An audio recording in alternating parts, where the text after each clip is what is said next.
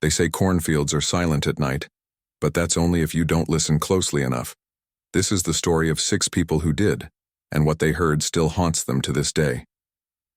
It was October 14, 1998, and the small farming town of Crestwood had just begun its annual harvest season. For generations, the sprawling fields of golden corn had been a source of pride for locals. But no one in Crestwood could have predicted how those same fields would become the setting for an unspeakable nightmare, one so terrifying it defied explanation. Crestwood wasn't much more than a dot on the map, nestled between endless rows of farmland and bordered by thick woods. The kind of place where everyone knew your name, or thought they did. At the center of the town stood the old gas station, a relic from the 70s with peeling paint and flickering fluorescent lights. It was here, late one evening, that 5 teenagers and 1 reluctant adult found themselves pulled into something far darker than any urban legend. The group consisted of Jake, a high school senior known for his reckless charm, Mia, his girlfriend, whose quiet demeanor masked a sharp mind, Ryan, the class clown always armed with a joke, Sarah, the skeptic who prided herself on debunking myths, Ethan, the shy photographer trying to capture the perfect shot, and Mr. Grayson, their teacher and chaperone who only agreed to come because he thought it might keep the kids out of trouble. Their plan? A simple photography project documenting the harvest moon rising over the cornfields. What started as a light-hearted assignment quickly spiraled into something else entirely. At 10:37 p.m., the group arrived at the edge of Field 12, a sprawling expanse owned by the Thompson family. The air smelled earthy, tinged with the faint sweetness of drying corn husks. As they set up their tripods and cameras, the wind whispered through the stalks, a sound both soothing and unnerving. "Do you hear that?" Mia asked suddenly, her voice barely above a whisper. She pointed toward the field. Everyone paused. The rustling seemed off, too rhythmic, almost deliberate, like footsteps moving parallel to where they stood. "It's just the wind," Sarah said firmly, though her eyes darted nervously toward the shadows. "Stop being dramatic." But then came the first sign that something was wrong. Ethan's camera malfunctioned mid-shot, producing a grainy image of the field bathed in eerie green light. Stranger still, there appeared to be shapes, human-like figures standing among the stalks. When he showed the photo to the others, even skeptical Sarah couldn't explain it. "This isn't possible," she muttered, squinting at the screen. "There's no way the flash could have picked that up." Mr. Grayson suggested packing up early, but Jake insisted they stay. "Come on, we're not leaving now. This is getting interesting." By 11:15 p.m., the temperature dropped abruptly. Their breath fogged in the air, despite the unseasonable warmth earlier in the day. Then came the whispers, soft, indistinct murmurs drifting across the field. They sounded human, yet distorted, as if spoken underwater. Ryan laughed nervously. "Okay, who's messing with us?" No one answered. No one moved. And then the scarecrow appeared. Standing tall amidst the cornstalks, it hadn't been there before. Its burlap face was stitched crudely, its button eyes glinting under the moonlight. Around its neck hung a crude sign made of cardboard, swaying gently in the breeze. Written in jagged red letters were 3 words: "Leave now." "That wasn't there when we got here," Mia whispered, clutching Jake's arm. Her voice trembled. Jake stepped forward, flashlight in hand. "Relax, someone probably put it there as a prank." But as he approached, the scarecrow shifted slightly. Just a tilt of its head, but unmistakable. Behind him, Sarah screamed. One of the tripods toppled over, snapping cleanly in half. None of them had touched it. Before anyone could react, the whispers grew louder, overlapping in a cacophony of voices. Words formed within the chaos, repeating a single phrase: "You shouldn't have come." Then, silence. The group froze, staring at each other in wide-eyed terror. That's when they realized they weren't alone anymore. Something or someone was watching them from the shadows of the cornfield, and it was closing in. October 14th, 1998, 11:23 p.m. The group stood frozen, their flashlights casting jittery beams across the endless rows of cornstalks. The scarecrow loomed eerily in the distance, its head cocked unnaturally to one side. None of them dared move. "What? What is that?" Mia stammered, pointing toward the figure. Her voice cracked under the weight of fear. Jake tried to play it cool, stepping forward with his flashlight aimed directly at the scarecrow. "It's just some stupid prank, probably kids messing with us." But as he approached, the beam of light revealed something chilling. The scarecrow wasn't alone. Shadows shifted behind it, moving between the stalks. Human-like silhouettes darted just out of sight, vanishing whenever the light touched them. "Did you see that?" Ethan shouted, his camera shaking in his hands. He fumbled to take another picture, but the screen went black. Dead, despite having a full battery moments ago. Sarah grabbed his arm, her usual skepticism crumbling. "We need to leave. Right now." Mr. Grayson nodded emphatically. "She's right, this isn't safe." But before they could retreat, the whispers returned. Louder this time, almost deafening. The voices overlapped in a chaotic chorus, speaking words no one could fully understand. It was as if the field itself had come alive, breathing and watching. As they turned to flee, the ground beneath them seemed to shift. Jake stumbled, catching himself on a nearby stalk. When he looked down, he froze. Embedded in the dirt were tiny wooden carvings, crude shapes resembling human figures, each marked with strange symbols etched into their surfaces. "Guys," he called out, holding one up. His voice was shaky. "What the hell is this?" Mia knelt beside him, examining the carving. "It looks old, like really old." She glanced around nervously. "Where did these even come from?" Ryan laughed nervously, trying to lighten the mood. "Maybe Farmer Thompson's got a weird hobby we don't know about." No one laughed with him. The discovery of the carvings only deepened the unease. As they pressed on, the path back to their van seemed longer than before. The rows of corn stretched endlessly, twisting and turning in ways that defied logic. Every step felt heavier, as though the earth resisted their movement. At 11:45 p.m., Mia stopped suddenly, grabbing Jake's sleeve. "Do you hear that?" she whispered. They listened. Beneath the rustling of the stalks and the distant hum of insects, there was another sound, a low rhythmic thumping like footsteps. But these weren't random or scattered. They were deliberate, pacing them. "They're following us," Sarah said, her voice barely audible. She clutched her flashlight so tightly, her knuckles turned white. By 11:50 p.m., the group reached a clearing, where the moonlight illuminated a large patch of bare soil. In the center stood an ancient-looking stone altar, covered in moss and weathered markings. Surrounding it were more of the wooden carvings, arranged in a perfect circle. Ethan snapped a photo, his hands trembling. The flash revealed something horrifying. The shadows cast by the carvings didn't match their shapes. Instead, they formed distorted humanoid figures, reaching out toward the altar. "This can't be real," Mr. Grayson muttered, backing away. This shouldn't exist." Before anyone could respond, Ryan let out a strangled cry. He pointed toward the edge of the clearing. There, standing among the stalks, was a figure clad in tattered overalls and a wide-brimmed hat.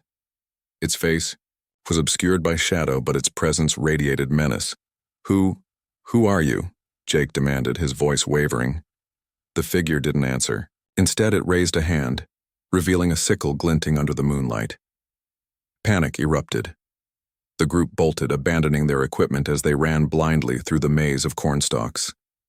The sound of the sickle slicing through air echoed behind, them growing closer with every second. Mia tripped, landing hard on the ground. Jake doubled back to help her. But as he reached for her hand, the whispers surged again, this time forming coherent words. "You'll never leave." Suddenly, the stalks around them bent inward, forming a tight corridor that blocked their escape.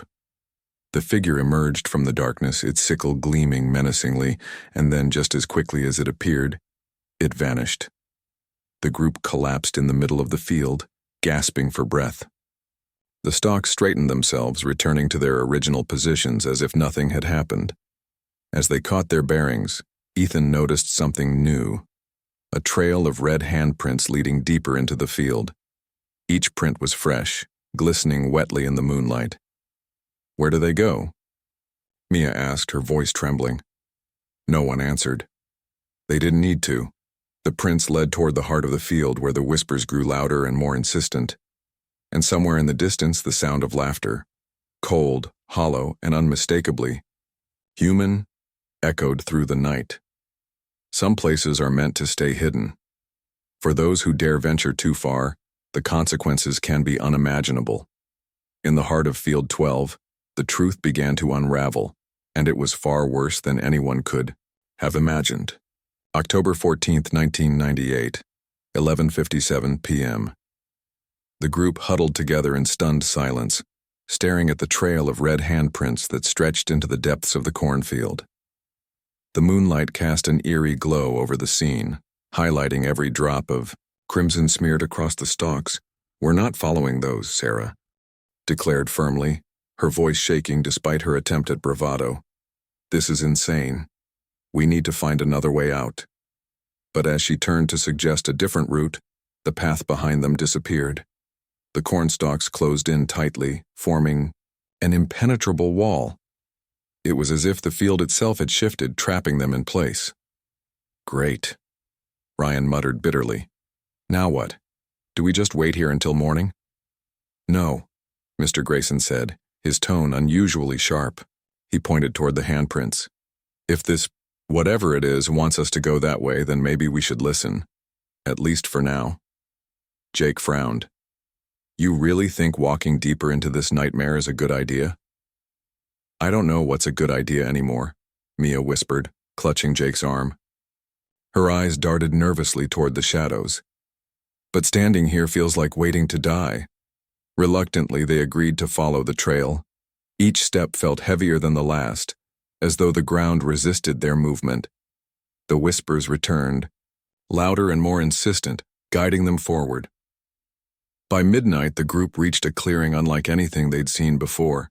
At its center stood an ancient oak tree, its gnarled branches twisting skyward like skeletal fingers. Beneath the tree lay a shallow pit, filled with bones, human bones. Some were charred, others cracked and splintered, but all bore signs of violence. Ethan lowered his camera, his face pale. What is this?" Mia stepped closer, her breath hitching when she noticed something embedded in the dirt near the base of the tree. A rusted iron collar, inscribed with the same strange symbols they'd seen on the wooden carvings earlier. "These aren't random," she said softly, running her fingers over the markings. "They mean something." Sarah crouched beside her, examining the collar. "It looks old. Really old. Like centuries old." Before anyone could respond, the whispers coalesced into a single voice. A woman's voice, soft and pleading. "Help me." Everyone froze. The sound seemed to come from everywhere and nowhere at once, echoing through the field like a ghostly lament. "Who's there?" Jake shouted, his flashlight trembling in his grip. "Show yourself." Instead of answering, the air grew colder. Frost formed on the edges of the leaves, spreading rapidly despite the unseasonably warm night. Then, without warning, the ground beneath them began to tremble. The earth split open with a deafening crack, revealing a hidden chamber below. Inside, crude paintings adorned the walls, scenes of people being dragged into the field, bound and screaming. One image depicted the scarecrow they'd seen earlier, standing atop a pile of bodies while shadowy figures danced around it. This isn't possible," Mr. Grayson stammered, backing away from the pit. "These look like rituals, sacrifices." Mia's gaze fell on a weathered journal lying half buried in the dirt. She picked it up carefully, flipping through its brittle pages. Most of the entries were illegible, but one phrase repeated itself over and over. "The Corn Mother demands payment." "The Corn Mother?" Ethan echoed, his voice barely above a whisper. "What does that even mean?" As if in response, the toll. Wind howled through the field, carrying with it the unmistakable sound of laughter, the same cold, hollow laugh they'd heard earlier. This time, however, it was accompanied by voices chanting in unison, "Feed her." Suddenly, the scarecrow appeared again, standing at the edge of the clearing. Its burlap face twitched, and its button eyes seemed to gleam with malevolent intelligence. Around its neck, the cardboard sign had changed. Instead of "Leave now," it now read, "You belong to her."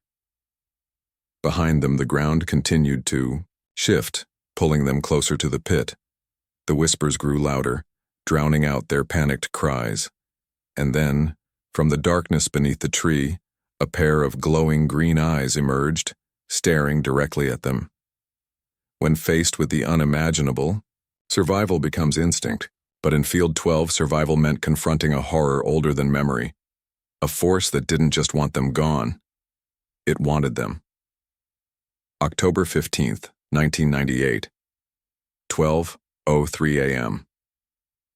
The group stood frozen, their flashlights trembling as they illuminated the glowing green eyes emerging from the shadows beneath the ancient oak tree. The air was thick with an oppressive energy, making it hard to breathe. The whispers had transformed into a deafening roar, drowning out all rational thought. What is that?" Mia gasped, clutching Jake's arm so tightly her nails dug into his skin. No one answered. They couldn't. Their attention was locked on the figure stepping forward, a towering, grotesque silhouette made of twisted cornstalks and rotting burlap. Its limbs were unnaturally long, ending in claw-like hands that scraped against the ground. A crown of dried husks adorned its head, framing a face stitched together from scraps of fabric and human hair. "The Corn Mother," Mr. Grayson whispered, his voice hollow. "It's real." The creature tilted its head, studying them with an unsettling curiosity. Then, without warning, it lunged, swiping at Ryan with one of its jagged claws. He stumbled backward, narrowly avoiding the blow, but the impact sent shockwaves through the clearing, knocking everyone off their feet. "We need to move," Jake shouted, grabbing Mia's hand and pulling her toward the edge of the clearing. But escape wasn't an option. The cornstalks closed in around them once, again forming a tight, impenetrable barrier. The only way out was through the creature or deeper into the field. Sarah scrambled to her feet, holding her flashlight like a weapon. "Stay back," she screamed, aiming the beam directly at the Corn Mother. For a brief moment, the light seemed to repel it. The creature recoiled, letting out a guttural screech that shook the ground beneath them. "It hates the light," Ethan yelled, fumbling for his camera. "Use your flashlights." The group quickly formed a circle, shining their lights outward in a futile attempt to keep the creature at bay. But the Corn Mother wasn't alone. Shadows began to slither between the stalks, taking shape as humanoid figures, farmers, hunters, children, all wearing tattered overalls and wide-brimmed hats. Their faces were obscured by darkness, but their intentions were clear. "They're everywhere," Mia cried, her voice breaking. She clutched Jake tighter, tears streaming down her face. Ryan backed into the group, his usual bravado replaced by sheer terror. "We're not getting out of this, are we?" "Yes, we are," Jake snapped, though even he sounded uncertain. "We just have to—" Before he could finish, the Corn Mother let out another ear-splitting shriek. The sound shattered two of the flashlights, plunging the group into near darkness. Only Sarah's and Ethan's remained intact, casting weak beams that barely held the creatures at bay. At 12:10 a.m., Ethan spotted something glinting in the dirt near the pit. He dove for it, revealing a rusted sickle, the same one the scarecrow had wielded earlier. Desperation fueled him as he gripped the handle, brandishing it like a weapon. "If we can hurt it, maybe we can fight our way out," he shouted, charging toward the nearest shadowy figure. The sickle sliced cleanly through its torso, causing it to collapse into a pile of ash. "It works!" Jake yelled, grabbing a broken tripod and using it as a makeshift spear. Together, the group fought back, driving the shadowy figures away, one by one. For a fleeting moment, hope flickered. Maybe they could survive this nightmare after all. But then the Corn Mother roared, louder and angrier than before. The ground split open beneath their feet, sending them tumbling into the pit. As they struggled to climb out, the creature loomed above them, its glowing eyes burning with fury. And then came the voice, not whispered but thunderous, echoing through the field like a storm. "You are mine." As the Corn Mother raised its claws, preparing to strike, the earth beneath them shifted violently. The walls of the pit collapsed, dragging them deeper into the darkness. Just before everything went black, Mia caught a glimpse of something horrifying, a massive root system stretching endlessly below the field, pulsating with an unnatural life. "Where are we going?" she screamed, her voice swallowed by the chaos. No one answered, because no one knew. When the earth itself turns against you, there's nowhere left to run. For those trapped in Field 12, the final truth was more horrifying than anything they could have imagined. October 15th, 1998, 12:17 a.m. Darkness swallowed them whole as the pit collapsed, dragging the group deeper into the suffocating embrace of the soil. The air grew colder with each passing second, and the oppressive weight of the earth pressed down on them like a living thing. Mia clawed at the dirt around her, screaming for help, but her cries were muffled by the relentless cascade of soil. Jake reached out blindly, his fingers brushing hers before he too was pulled under. One by one they vanished into the abyss until only silence remained. When they finally came to, they found themselves in an underground chamber, a cavernous space illuminated by faint bioluminescent veins running through the roots above. The walls pulsed rhythmically as if alive, and the air smelled of decay and damp earth. "What is this place?" Sarah whispered, her voice trembling. She hugged her knees to her chest, staring wide-eyed at the grotesque surroundings. Ethan adjusted his camera, snapping photos despite the terror gripping him. "It's like we're inside the Corn Mother." Ryan let out a bitter laugh, though it sounded more like a sob. "Inside her? Great. Just what I always wanted, to be digested slowly by some plant monster." "Shut up," Mia snapped, tears streaming down her face. "This isn't helping." Jake stood abruptly, scanning the chamber with his flashlight. "We need to focus. There has to be a way out." But as the beam of light swept across the room, it revealed something far worse than any of them had anticipated. Dozens of skeletons embedded in the walls, their bones intertwined with the roots. Some still wore tattered clothing, overalls, dresses, hats, all eerily similar to what the shadowy figures in the field had worn. "These aren't just random people," Mr. Grayson said softly, his voice hollow. He pointed to one skeleton, in particular its skull adorned with a rusted iron collar identical to the one they'd found earlier. They were sacrifices. Before anyone could respond, the ground trembled violently. The roots above began to writhe, twisting downward, like serpents preparing to strike. From the shadows emerged the Corn Mother herself, her burlap form now larger and more monstrous than ever. Her glowing green eyes fixed on them with predatory hunger. "You shouldn't have come here," she hissed, her voice a cacophony of whispers overlapping into a single chilling tone. "You belong to me now." "No," Jake shouted, stepping forward defiantly. He held up the sickle Ethan had retrieved earlier, brandishing it like a weapon. "We're not yours." The Corn Mother laughed, a sound that echoed through the chamber like thunder. "You think your little tools can stop me? I am the land. I am the harvest. And you." She extended one of her jagged claws, pointing directly at them. "Are my payment." With a roar, she lunged, forcing the group to scatter. Roots shot up from the ground, ensnaring Ryan and dragging him toward the wall. He screamed, thrashing wildly, but the roots tightened around him until he was pinned against the pulsating surface. "Help me," he cried, his voice breaking. "Please." Jake rushed forward, hacking at the roots with the sickle. Each cut sent a spray of black sap gushing onto the ground, accompanied by an ear-splitting screech from the Corn Mother. But for every root he severed, two more sprouted in its place. "It's no use," Sarah shouted, backing away. "We can't fight her." Mia grabbed Ethan's arm, pulling him toward a narrow tunnel leading deeper into the chamber. "Maybe we can outrun her." But as they turned to flee, the Corn Mother's laughter filled the room again. "Run all you want," she taunted. "This field goes on forever." At 12:30 a.m., the group stumbled into the tunnel, desperate to escape. The passage twisted and turned unpredictably, the walls closing in around them. Just when it seemed they might lose her, the ground beneath them gave way once more, sending them tumbling into yet another chamber. This one was different. At its center stood a massive stone altar, surrounded by carvings depicting scenes of ritualistic slaughter. Above it hung a crude effigy made of corn husks and human remains, the true form of the Corn Mother. And then, the shocking revelation. Among the carvings they saw faces they recognized, their own. How is this possible? Mia stammered, her voice barely audible. We've never been here before tonight. The Corn Mother loomed over them, her glowing eyes narrowing. You've always been mine, she whispered, from the moment you set foot in my field.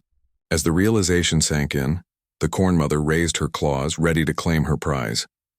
But just as she prepared to strike, a blinding flash of light erupted from Ethan's camera. The creature recoiled, letting out a deafening shriek that shook the entire chamber. Go! Ethan yelled, clutching the camera as smoke poured from its lens. I'll hold her off. Without hesitation, the others bolted, leaving Ethan behind. As they fled into the labyrinthine tunnels, the sound of his screams echoed behind them, followed by an eerie silence. Some horrors leave scars that never heal. For those who escaped Field 12, the nightmare didn't end. It simply changed shape. October 15, 1998, 1:02 a.m. The remaining 5 survivors stumbled out of the cornfield moments before dawn broke, their clothes torn, bodies bruised, and minds shattered. They emerged near the edge of the property, collapsing onto the gravel road where their van still sat abandoned. Mia was the first to speak, her voice hoarse from screaming. Is it over? No one answered. They couldn't. The weight of what they'd witnessed, the truth about the field, was too much to process. Ethan's sacrifice lingered heavily in their thoughts. His final act of bravery had bought them time, but at a cost none of them could bear. Jake helped Mia into the van, his hands trembling as he gripped the steering wheel. We need to get out of here, he said, his voice hollow. Now. As in, they drove away. The sun rose over Crestwood, casting long shadows across the fields. But even in daylight, the cornstalk seemed darker somehow, denser, more menacing, as if they were watching. Weeks turned into months, yet the survivors couldn't shake the feeling of being watched. Each night brought fresh terrors. Dreams of glowing green eyes, whispers calling their names, and the suffocating sensation of roots wrapping around their limbs. Sarah became obsessed with researching the history of Crestwood, poring over old newspapers and archives in search of answers. What she found only deepened the mystery. Decades earlier, a series of disappearances had plagued the area, all linked to Field 12. Locals spoke of a corn mother who demanded sacrifices during harvest season, though no one dared put such stories into writing. It's like the town knows something, Sarah told Jake during one of their late-night phone calls, but everyone's too scared to talk about it. Ryan stopped laughing altogether. Once the class clown, he now spent most of his days locked in his room, staring blankly at the wall. His parents tried to intervene, sending him to therapists and counselors, but nothing helped. He refused to discuss what happened in the field, muttering only that she's still out there. Mr. Grayson quit teaching shortly after the incident, leaving Crestwood without explanation. Rumors circulated that he'd moved to another state, but no one knew for sure. The last anyone heard from him was a cryptic letter sent to Mia. Some truths are better left buried. Ethan's absence haunted them all. Though presumed dead, there was no body, no closure. His camera, recovered weeks later by local authorities, contained corrupted files. Every photo showed static except one, an image of the corn mother standing over the group, her face twisted into a grotesque smile. Years passed, and life moved forward, or so it seemed. But the field never truly let them go. On quiet nights, Mia swore she could hear faint whispers drifting through her window. Though she lived miles away from Crestwood, Jake developed insomnia, unable to sleep without seeing visions of Ethan's final moments or the endless rows of corn closing in around him. Even Sarah, the skeptic who once dismissed every legend as nonsense, admitted privately that some things defied logic. Why would anyone invent something like this? She often asked herself, staring at the faded newspaper clippings pinned to her wall. What kind of person makes up a story about a living field that eats people? The answer, of course, was simple: no one would, which made the events of that night all the more terrifying. By 2005, the survivors had drifted apart, each carrying their trauma in silence. Crestwood itself fell into decline, its population dwindling as younger generations moved away. The Thompson family sold Field 12 to developers, but construction crews refused to work there after reporting strange occurrences: tools going missing, equipment malfunctioning, and workers claiming to see shadowy figures stalking the edges of the property. In 2010, a new housing development sprang up where the field once stood. Rows of identical suburban homes replaced the golden stalks, erasing all traces of the horror beneath. Or so it seemed. On Halloween night in 2013, residents reported hearing faint whispers coming from their basements. Children playing in backyards claimed to see scarecrows moving when no one was looking. And in one particularly unsettling incident, a homeowner discovered a crude carving embedded in the foundation of his house, a wooden figure marked with the same symbols etched into the ancient altar. When asked about these reports, longtime locals shook their heads knowingly. "The field doesn't forget," an elderly woman whispered, clutching her shawl tightly. "She's still here, waiting." And somewhere deep below the surface, the roots stirred. The end.